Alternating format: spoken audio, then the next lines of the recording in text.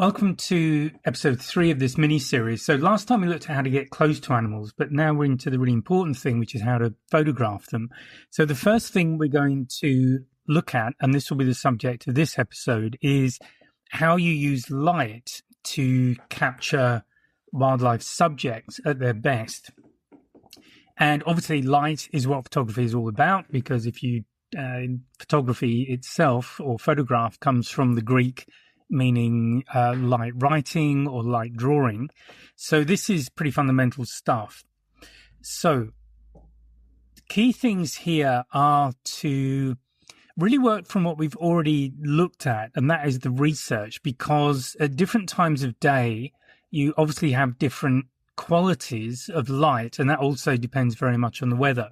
So in the first episode, we actually spoke about research. And part of that, if you remember, was to look at when your subject animal, the animal you're really going after, when is it most active? So some animals are active during the day. Some tend to be more active at dusk or at dawn. Some are active at night. So if they're active at night, that can give you additional problems because there's simply not much light around. And I never recommend using flash when you're photographing wildlife. I have a flash. If I don't have a flash gun, I gave it away because I wasn't using it. So let's look at how you use natural light. And I'm going to go into the different types of light you have available. So when you're using light itself, and this applies to any photograph, the quality of the light, the strength of the light, the direction of it, has a big impact on things like mood, on the drama of a particular photograph, and it plays a big part in the storytelling role. So I will talk about storytelling in another episode, but if you've listened to me before, you know I like to refer to photography and photographers as being visual storytellers. So the kind of things I'm talking about here, and I'll expand on in this episode, are things like silhouettes, catching the light in eyes particularly. So if you think about it, any portrait, and if you're trying to do animal portraits, any portrait you do, you make connection with the subject through their eyes. So you really want the eyes to be lit as far as possible. And that can be quite tricky in a natural environment because often animals are trying to keep their eyes out of direct sunlight, just as we do, because you're blinded by it. And obviously for wildlife, it's really important that they can see what's around them, because this could mean literally the difference between life and death for them. So how do you get light in the eyes? And the quick answer is you can't always. So it's something to bear in mind, and it's something to be very watchful for. It's one of the things you're looking at as you start to set up that photograph, as you're looking either through your viewfinder or looking at the image on the back of the camera. And then you're looking at other things like the tones on animals' fur, for example. And here again, you can think a little bit about the end result. It's always good to start with the end in mind, is a good phrase to use. And think about how that final image is going to look. And what are you going for? Are you going for a particular look in terms of color, saturation, that kind of thing? Are you trying to get a real connection between the viewer and the animal? How do you want to compose? And with the composition you're choosing, how does that impact the light? And what I mean by that is the lighting on the animal itself, and also background lighting and foreground lighting. How does that all come together to create a coherent image that conveys something of the animal to the person who's looking at it, who may have never seen that animal, at least in that sort of situation before? So going back to when the animal is most active, that will be a big factor in the lighting that you're dealing with. So let's look at some situations. So the first one is golden hour. So there are actually two of them, and they happen, they're basically the hour immediately after sunrise. So when the sun is in the sky, above the horizon, in other words, that's the first golden hour. That's the one in the morning. And then it's that last hour while the sun is just going down. So the hour before it disappears below the horizon. So that's the golden hour. And the characteristics of golden hour is that you have much softer light. As the name implies, you have a golden hue. You might have more oranges and yellows, and they will show as a tint on the animal, on your subject, and also what's around quite often. It's quite a warm light, and it can add to the drama, and it can certainly make the image more atmospheric. And depending on what floats your boat, it might be a much nicer image for you. Now, one of the advantages of golden hour is that often a lot of animals are more active around those times. So if you are photographing land animals, often you'll find that in golden hour, as you start getting near sunset, particularly, but also sunrise, you'll find animals are more active. Obviously, from a photography perspective, the thing you need to be very wary of is how sensitive you need to set your ISO, because the amount of light available is going to change quite rapidly during golden hours, either going down or increasing. And where we can get caught out as photographers, if we're not consciously checking it, is that if you think of our own visual system, the combination of our eyes and our brains, we compensate for changes in light. So our iris is open to let more light in, or they close if it's starting to get brighter. And we're not aware of that happening. This is a subconscious function of our own visual system. But obviously on a camera, it's not doing that unless you're in full auto mode, which hopefully if you're listening to this, you won't be. So that means that you're going to have to start compensating generally with ISO.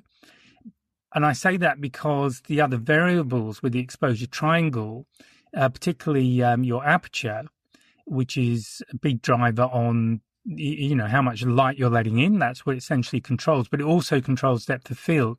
So depending on the kind of image you're trying to shoot, you may need a certain depth of field. If it's a narrow depth of field, then you're going to have a large aperture opening, which means something like f2 would be a good one, for example, but one of those low f numbers. If it's getting brighter, then you're going to have to maybe start pushing up to a higher number, f8, f11, f22, whatever it might be. And as you're increasing those numbers, the physical aperture in the lens is getting smaller.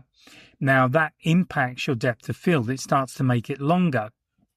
Now, that might be good. It might not be, but this is where understanding the exposure triangle is really important when you're doing this kind of photography. When you're in these situations where the light levels are changing quite rapidly, and you need to be able to compensate. So if you're going for a particular shutter speed and depth of field combination, then the only variable you have against that is to change the ISO to either make your camera more sensitive or less sensitive to the available light. So this is where this stuff comes in, and it's very practical, and it's something you really need to master so that you're not having to work it out, but you're just changing it as that light level changes. Now, the other one is the blue hour. So this is very similar. So the blue hour, the two of those as well. So the first one is the hour before sunrise. So when the horizon is starting to get lighter because the sun is coming up, but it's not yet broken the horizon. So you get that gradually, relatively rapidly increase in the available light. And again, that can give you a different kind of feel. It is bluer, as the name implies, as opposed to golden hour, which is more golden. So again, it's quite a subtle change. It's obviously much, much darker, but again, you can use that to create atmosphere, and you can use that to create a real feel to the images. And again, there's another blue hour when the sun has gone below the horizon. You've now got another hour where there is light. It's still light, but that light is diminishing fairly rapidly. Now, having said all of that, if you're in latitudes, and this would primarily be in the Northern Hemisphere. So, for example, I was in Finland recently and in summer, so it's light for much of the night. It does get dark at night. When I was there, it did. But you have much longer periods into the day where you've got light that you can use for photography, but you are constantly having to vary the ISO, which of course also makes things grainier as you increase the ISO. So there are there are trade-offs here. Some of that you can recover in post-processing, whether you're using Photoshop or something more specialized or Lightroom, whatever. But just be aware that, again, for the wildlife that you want to photograph, when are they active and what are the implications of the time of day they're active, particularly if it is around the golden hour, blue hour, or those periods of the day. So that's the first one. And what do you need to do? Well, really the key thing is that if you want to take advantage of those conditions, it's certainly important to be there before that light change starts to happen, because it happens relatively quickly.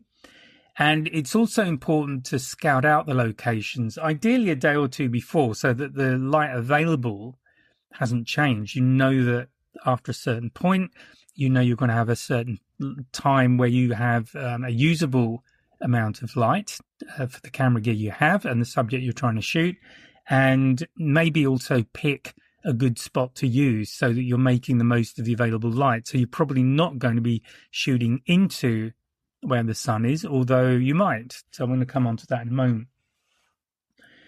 It's certainly true, though, that if you can make use of golden hour, and I used it in the morning with whale photographs, because in Sydney, the sun comes up over the ocean.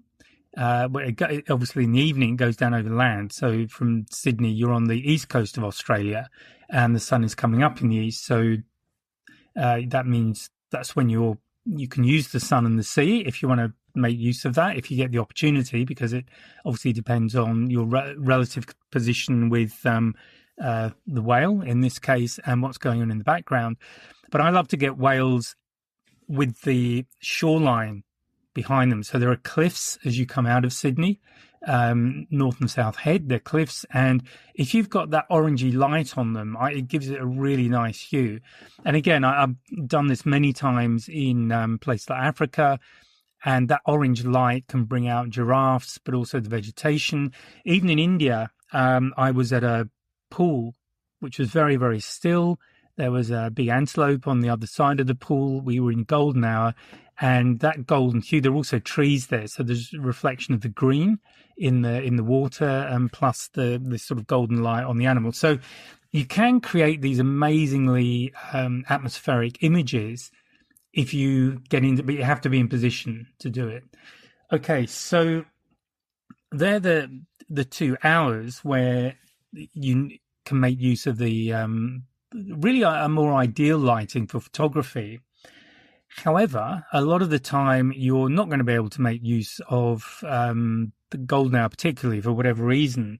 So the things to be aware of, if you're somewhere where there's quite harsh sunlight, where there's a lot of strong sunlight, and you're photographing around midday, then that is very different, because obviously you're now looking at very harsh light, and what that tends to do is blow out the highlights. So you're going to be lightly overexposing or close to overexposing on the highlights. You're going to have very harsh contrast. So if there's shade, that's going to likely be very dark compared to the sunlit areas. Now, an example of that, where you can maybe work with it a little bit, is when I was photographing tigers, we were in a forest area and shooting around midday. So the tigers, when I was there, were actually active most of the day, or at least moving around, and you could see them. So this was in February that I was there. And what you've got, though, in the middle part of the day where the sun is quite high, is you've got these bands of light. So where the light is coming between the trees and hitting the ground directly, it's obviously very bright. But where it's hitting trees and it's creating shadow, those shadows can be quite dark. So the dynamic range is quite wide. What I mean by that is the difference between the bright areas and the dark areas. It's quite a big difference. So what do you do there? Well, if you're photographing a tiger, for example, it's walking between these areas, what I would tend to do, I would wait until the tiger's face was in the sunlight, and I'd try and expose against the nearest eye to me, because that meant, and again, coming back to this point about what are you photographing, I'll talk about more about this actually in the portrait episode. but you want to shoot the eye, and therefore the lighting needs to be, and the exposure really needs to be set around the eye, and then you can work with the rest of the image in post if it's not quite right for you. So what can you do if you're working in harsh sunlight? First of all, look for shade and things that naturally diffuse. So again, coming back to trees, if you just have a leaf canopy that's not too dense, it can create a nice shade for you, and animals will often in the middle of the day want to go there anyway. So that will diffuse the light, and it actually gives you a much more even light. So that can work well for you. You might want to just use the light and shoot with backlit subjects. So this also applies to golden hour. I mentioned about you probably wouldn't want to be photographing into the sun, but maybe you will, because if you want to shoot silhouettes, they also can be effective. And I remember my first time in Victoria Falls, we were heading back to base, we were in golden hour, and there were some animals, particularly a kudu actually, which is a large antelope. And we were just perfectly positioned with this antelope, had the sun behind it. There was still enough light reflecting onto the side of the animal that was facing me that it wasn't totally in silhouette. But what that light was doing, it created kind of a hue around the animal, and all these little hairs that make up the fur, you could see them all around the profile of the animal. And that was really quite amazing, and it's one of my favorite shots. I did stop shooting when this animal relieved itself, although the color was amazing. It wasn't quite what I was going for. But you get the idea. It's the same as using any light source. Think about how you can make use of it. How can you make more dramatic images, more engaging images? And backlighting is definitely a good one. The other thing about harsh conditions, look also for reflections. So that might be water, it might be snow.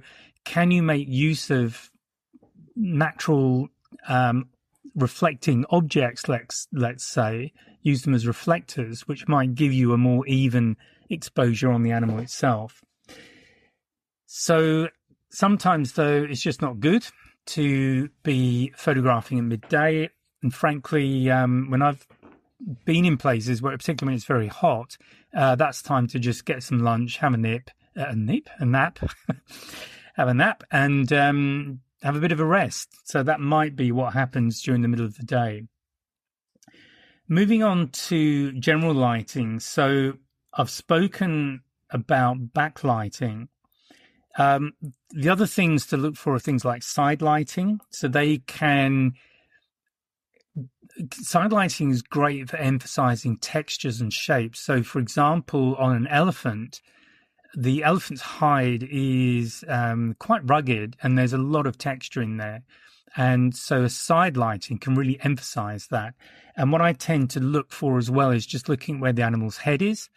And as it's turning its head, so I'll be taking photographs where the lighting is starting to highlight the sort of bumps and ridges that make up the animal's head, so that you get the feeling of the texture of the head, the depth to the head. It makes it more of a 3D looking image when the lighting is really picking up on features on the head that are just trapping light, and they give you as a viewer, you get more of a feel for the depth and the shape of the head and the contours of the head.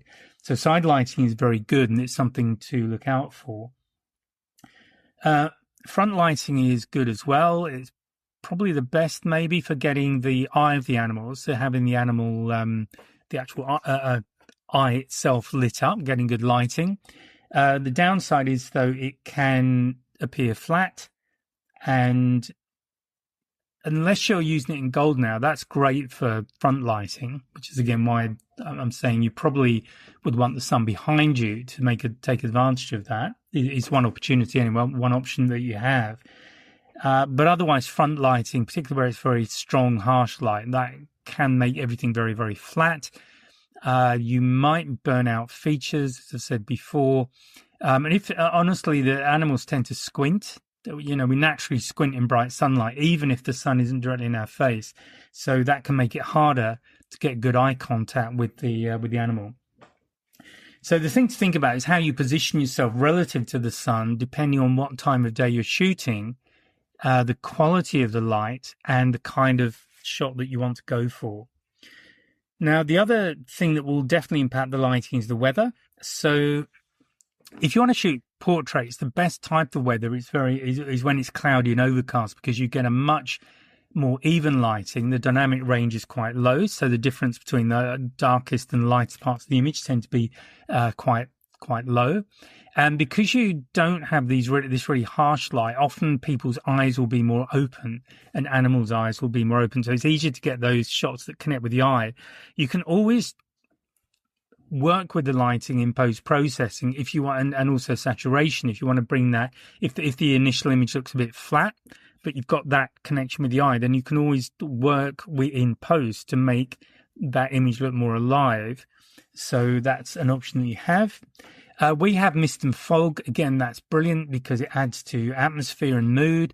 So you'll typically get that, particularly early in the morning if it's cold, when the dew point is low, so that you'll tend to get these just foggy, this fog available. And then if you can get shots with animals, and again, depending on the lighting, where the sun is, if it's a ground kind of mist, ground fog, and the sun is already starting to burn it off, you can get a great combination of the fog, maybe animals in the fog, how they're lit. You can get really good atmospheric shots making use of that.